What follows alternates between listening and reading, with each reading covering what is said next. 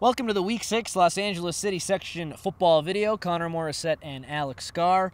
Alex, we both took in some great City Section football this past week. You were at Venice, I was at Narbonne. Let's get into Venice a little bit right now. They're number 2, sneak peek in our top 10.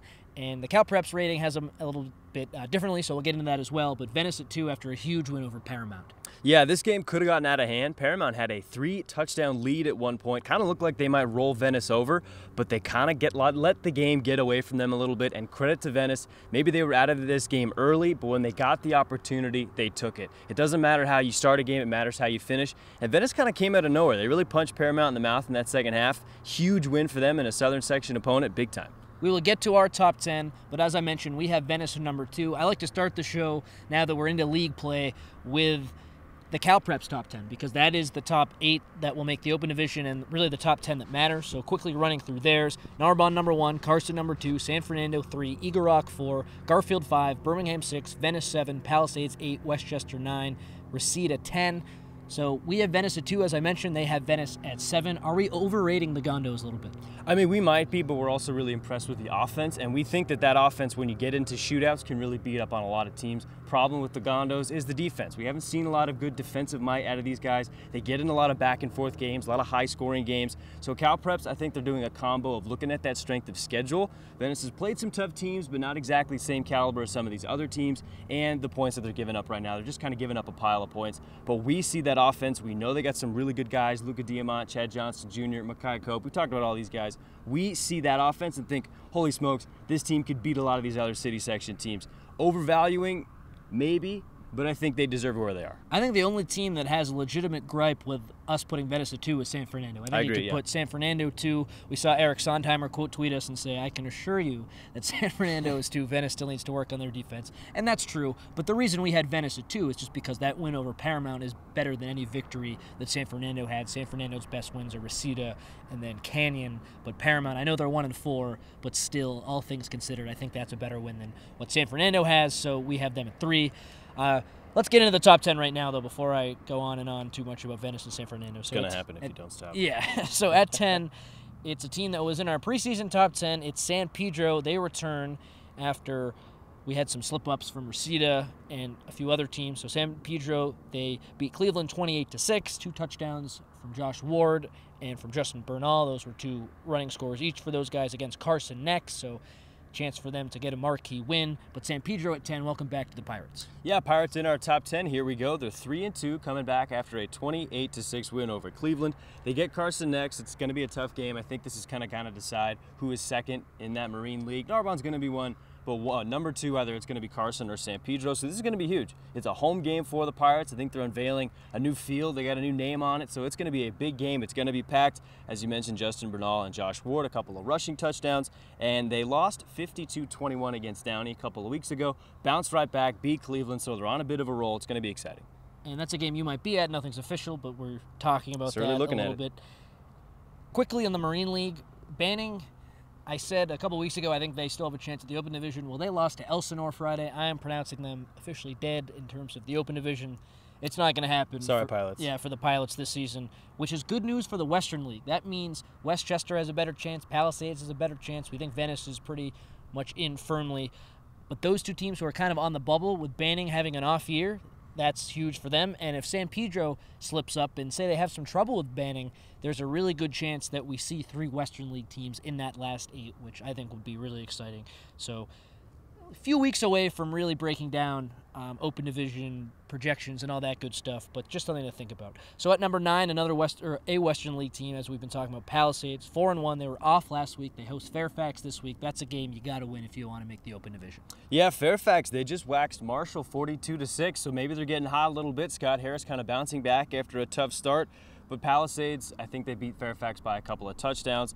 This isn't going to be too tough these next couple of weeks. They got Fairfax, and they've got Hamilton on October 5th. So a couple of tune-up games, and then Westchester, October 12th. I think that's really going to decide who that second Western League team in Open Division is, because that 3rd team, no guarantee they get into Open. They're probably going to be a 1 or a 2 seed in Division 1. So this is going to be a huge, huge game October 12th. But before we get there, they got to play Fairfax this week, and I think they're going to win. That could be a trap game, so we'll be watching that one. At 8, Westchester. Remember, the CalPreps rankings have those guys swapped. They have Pally at 8, Westchester at 9. We have the reverse. So Westchester at 8, 5-0, off last week, just like Palisades. They start the Western League with a very easy game at University.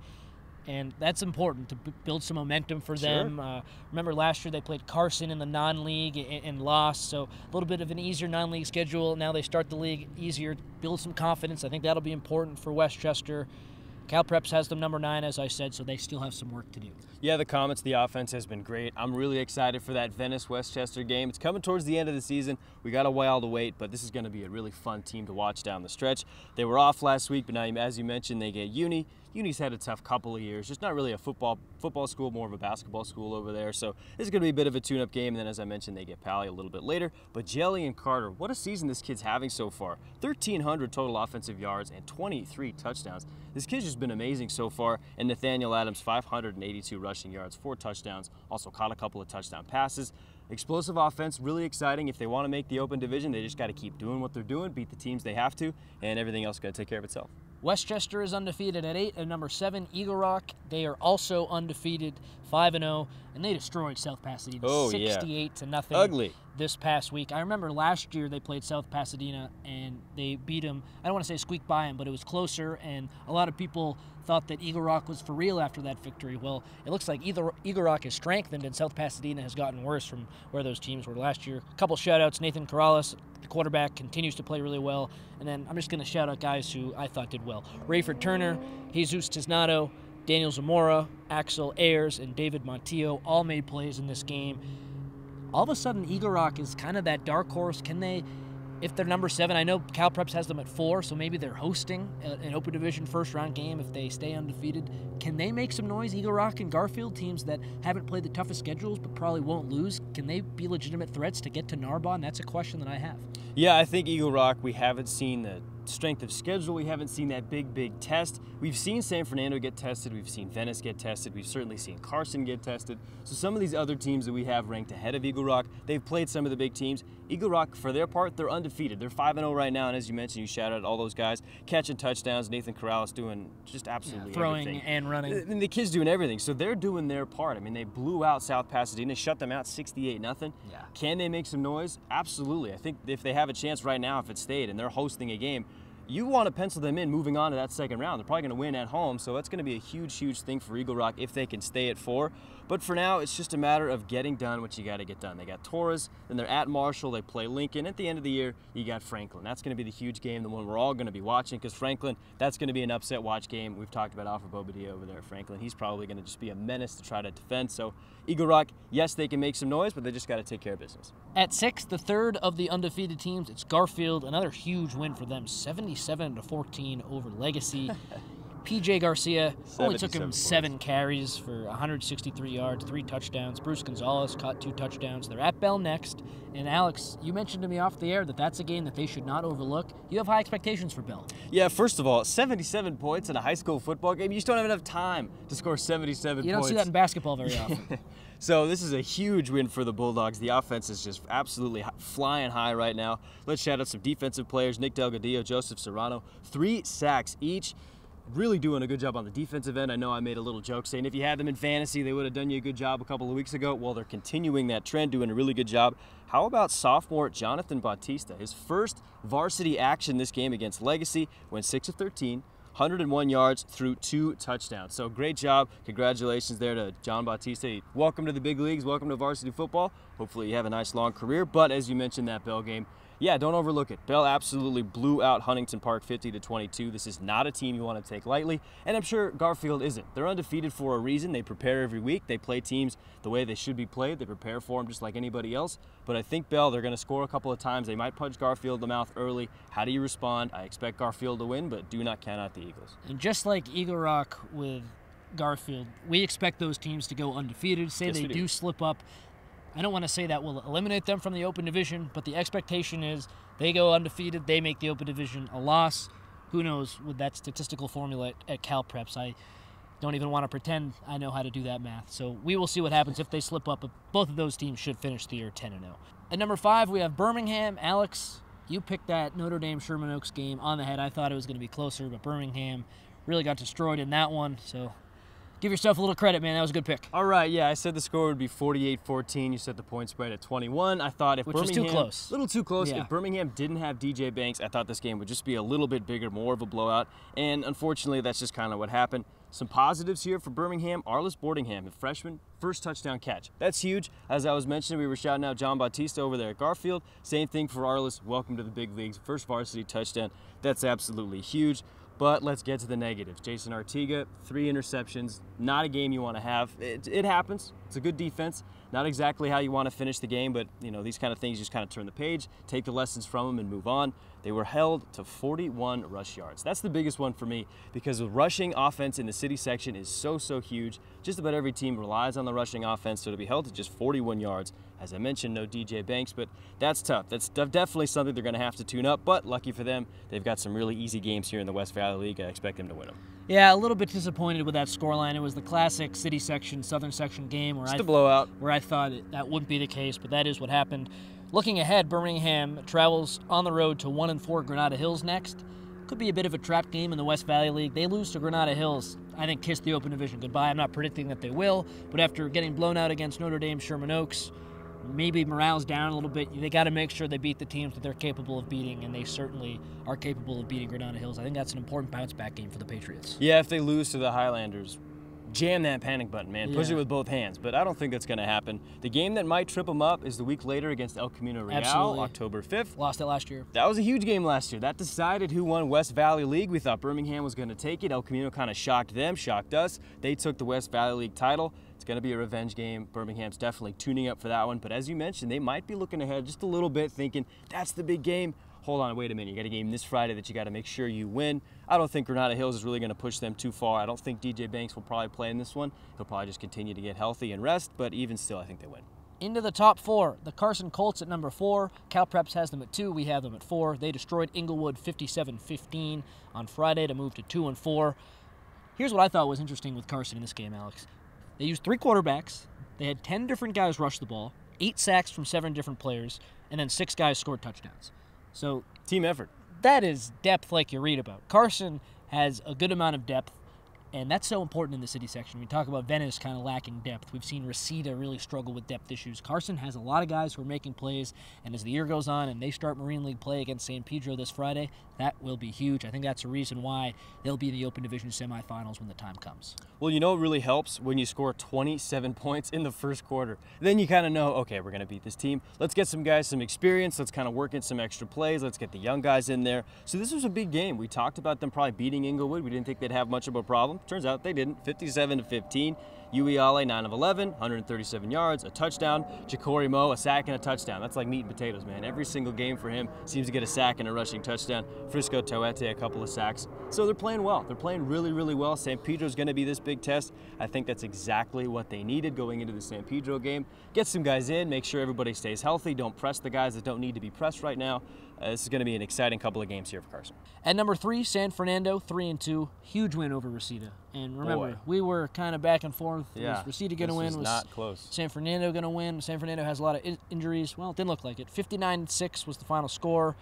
People gave me some crap because I thought it was going to be 31-30. San Fernando, I got the right team, but the scoreline was off. So I think Reseda's going to be in D1 after this loss.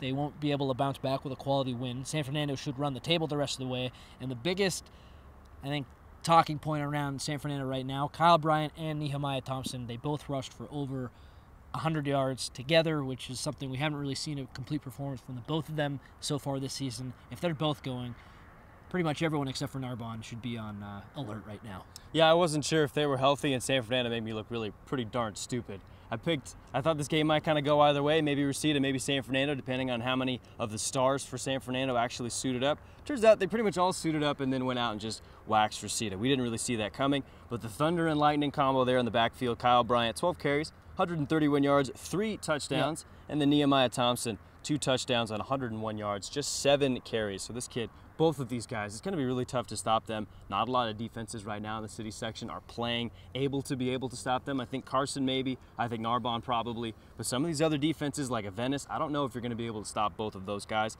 And let me just shout out a couple of other guys we haven't talked about. Javontrell Turner, call him JJ, 7 tackles, 2.5 sacks. Brian Sosa had a couple of sacks. And how about Chris Parker? This isn't an offense that throws the ball a lot, so he's a wide receiver, kind of gets overlooked a little bit, doesn't get a lot of touches, but he came back with 2 interceptions playing in the defensive backfield.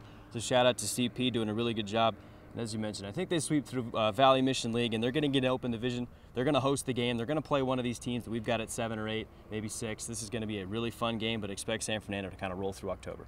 We mentioned it, Alex, off the top of the show. Venice at number 2, kind of debated, are they too high, too low? That Paramount game, Chad Johnson Jr. had a coming-out party in that one. And, again, we talked about it off the top, but Paramount kind of overlooked Venice in the second half, and the Gondoliers made them pay. When you have high-level Division I prospects on your team, you can't overlook an opponent like that, and Paramount made a big mistake. Venice propels up to number 2. Yeah, they were up 28-7 in this one, Paramount was. It looked like this might be on the edge of a blowout. It kind of seemed like, man, maybe Paramount's going to really beat them badly. It kind of pushed them down in these rankings.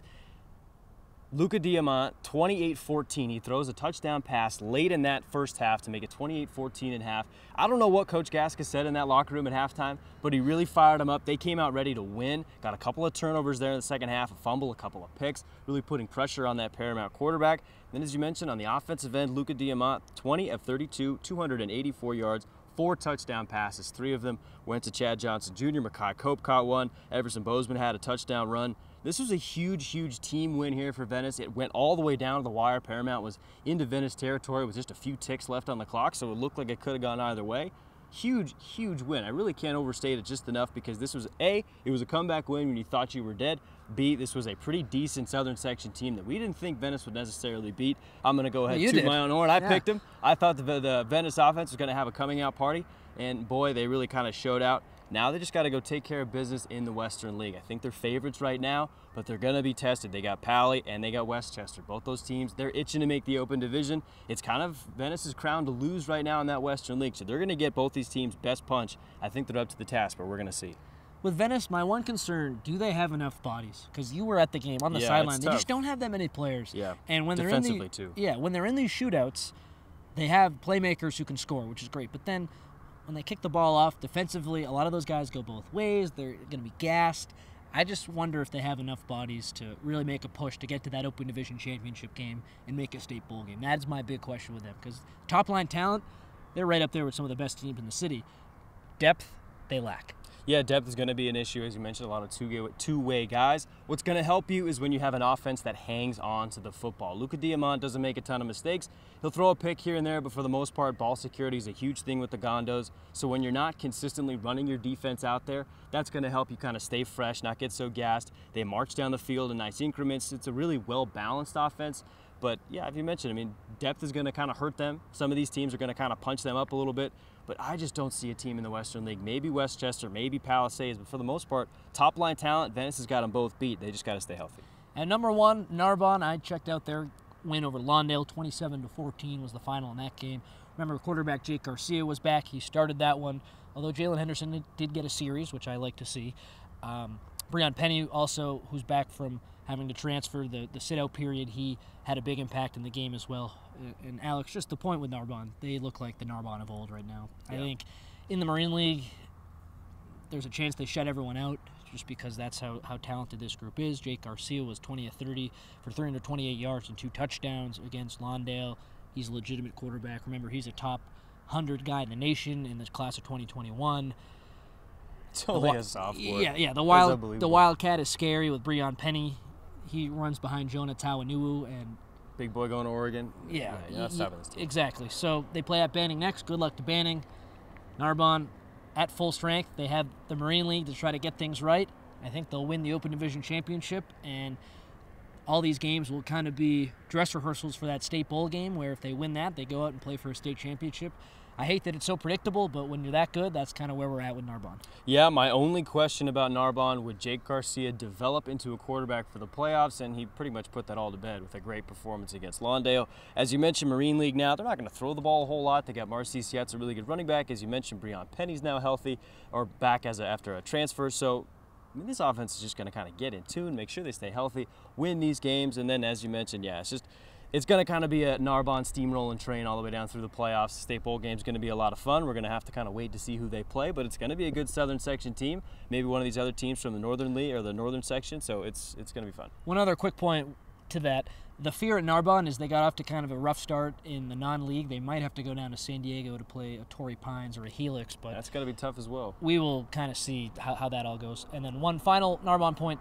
Jake Garcia didn't throw an interception in this game. They really struggled at the quarterback position with turnovers before he made his debut. It looks like he's going to be a clean passer and not really make too many mistakes, which is just what they need on offense. So that'll be very important for them as well. All right, Alex, let's move on now to the game balls where we highlight some of the top players from the past week in the city section. Who you got? I got a couple of guys from the small schools. Let's dip down to Division II. Give these guys some love. Let's go out to Bell. Joseph Valladares, 15 carries, 161 yards on the ground, 5 touchdowns. 5 total touchdowns and a 50-22 win over Huntington Park. Also had a receiving touchdown, so I actually scratched that. 6 total touchdowns. Take it easy, kid. Relax. Give some of the other touches away. Share the love. Had a sack, also had 4 tackles. Kid absolutely did it all. So as I mentioned, Garfield and Bell, don't overlook Bell. They got some dudes over there, man. You can't really kind of let this team get away from you. They could beat you if you do that. Valladares, you get my game ball.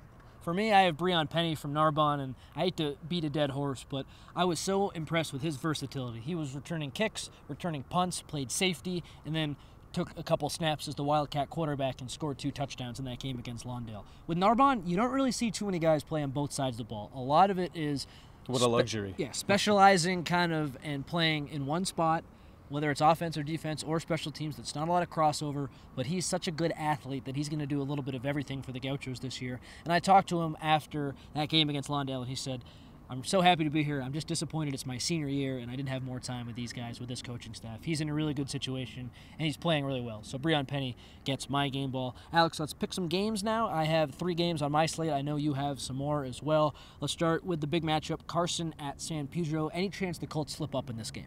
There is a chance. I think San Pedro, as we mentioned, coming off a big win over Garfield, over Cleveland, they get Carson at home. I think that's what's going to be the biggest difference here. They get to play him at home. They're going to have all their home fans, but Carson's just down the road. They're going to come and show up too. So it's going to be one of those fun games.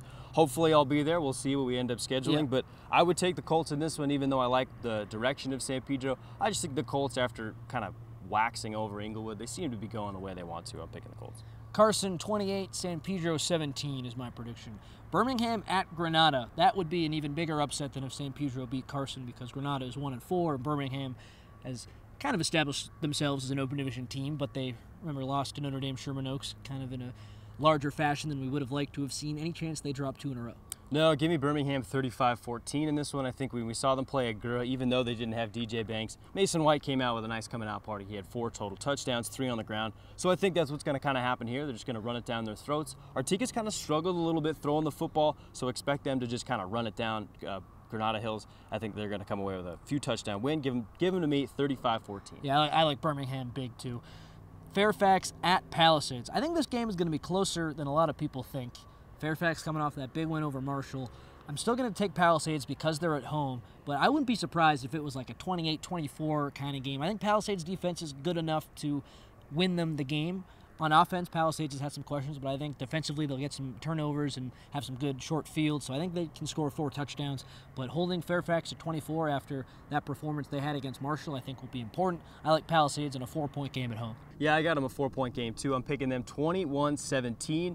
Palisades over Fairfax. Pally hasn't scored a ton of points. They haven't really blown any teams out necessarily, but that defense has done a really good job suppressing some of these scoring offenses. I think it's going to be close. I think Scott Harris is going to have a nice day, but I think Palisades is going to come away with a victory.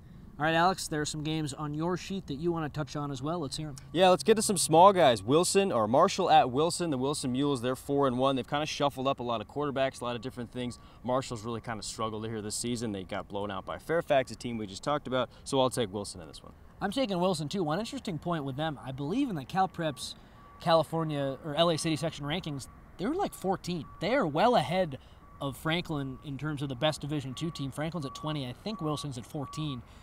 And Franklin's undefeated. Wilson isn't. They lost to Alhambra, I think, by 1 point. So Alhambra is a Southern Section team. It's Division 13, the smallest division, but they're number 1 in the Southern Section polls. So that loss might be a reason why they've gone up a little bit. if they're legit, they beat Marshall pretty good. So I'll take Wilson in this game, but I don't want to slight them. I'm just not sure why they're 14. View Park at Dorsey. Dorsey, they're 0-5. They've yet to get a victory this season. They better beat View Park. They better beat View Park. I think they're going to. I think it's going to be 50-7. I think Dorsey just blows the doors off. I think this is the game that we expected them to see all year long. Westchester put up a ton of points against View Park. Did allow some, so View Park might have an offense you got to watch out for. Dorsey, they're 0-5. Same thing happened to them last year where they had a really brutal non-conference schedule. But once it came into Exposition League or Coliseum League, I forget which one they're in right now. I think it's Coliseum League. Coliseum. Either way, they just kind of blitz through that league, and I think the same thing's going to happen. Dorsey 56, View Park 14 is my pick. Okay, nice. That's what I got. And that's what you got. All right, so those are our picks. We went through our top 10, gave a couple of game balls. This has been the Week 6 LA City Section Football video. I'm Connor Morissette. He's Alex Garr. We'll see you next time.